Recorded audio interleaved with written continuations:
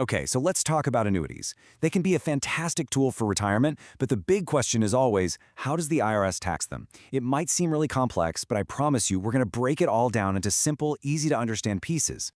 So here's our game plan. We'll kick things off with the absolute basics, then we'll get into what happens when you take your money out, what the rules are for your beneficiaries, and finally, some really smart tax strategies. But it all starts with one key question that changes everything.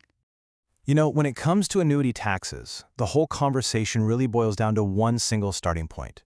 It's all about where your money came from in the first place. And here it is, the big one. Was the money you used to buy the annuity pre-tax, like from a 401k, or was it after-tax money, from your savings account? Your answer to this one question sets the stage for exactly how the IRS is going to treat your annuity from here on out. Think of it like this. Your answer sends you down one of two roads. If you used pre-tax money from something like an IRA, you're on the qualified road. If you used money that you've already paid taxes on, you're heading down the non-qualified road. Getting this distinction right is absolutely crucial for everything that follows. Okay, so you've got your path, qualified or non-qualified. How does that actually affect you when you start taking money out? As you can probably guess, the rules for each path are totally different. Let's start with the qualified path. This one's super straightforward. Since you never paid tax on the money going in, well, you guessed it, you've got to pay ordinary income tax on every single dollar that comes out. Easy to remember. Now, for non-qualified annuities, things get a little more interesting. The IRS has this rule called LIFO. It stands for last in, first out. What that means is they assume the last money that went into your account, which is your interest and earnings, is the very first money you take out. So here's how that LIFO rule plays out in real life. Step 1. Every withdrawal you make is first considered your taxable gains. The IRS wants its cut first, right?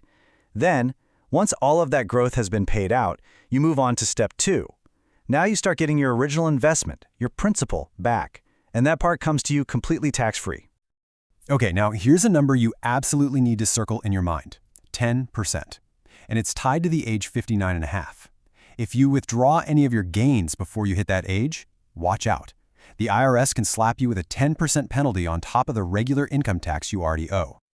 But don't worry, that penalty isn't always a sure thing.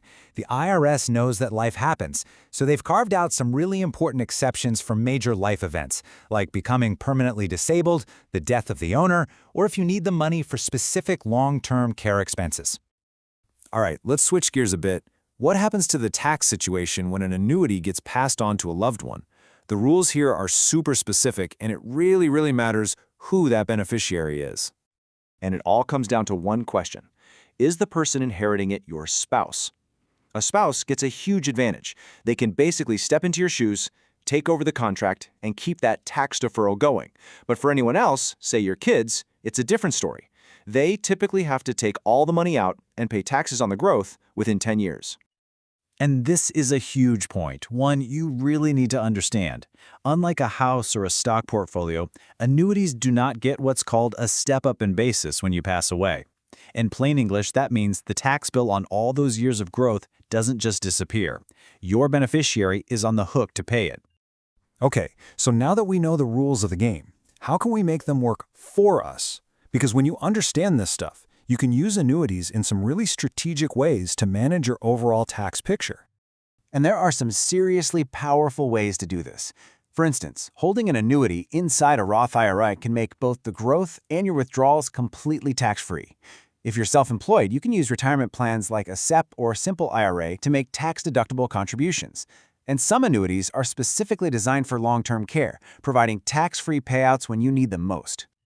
And all of this really comes back to the core benefit of most annuities, tax deferral. Now, let's be super clear. Deferred does not mean tax-free.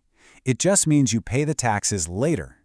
And this is so powerful because it allows your investment to grow without being chipped away by taxes each year, giving you the flexibility to take the money out later, maybe when you're in a lower tax bracket.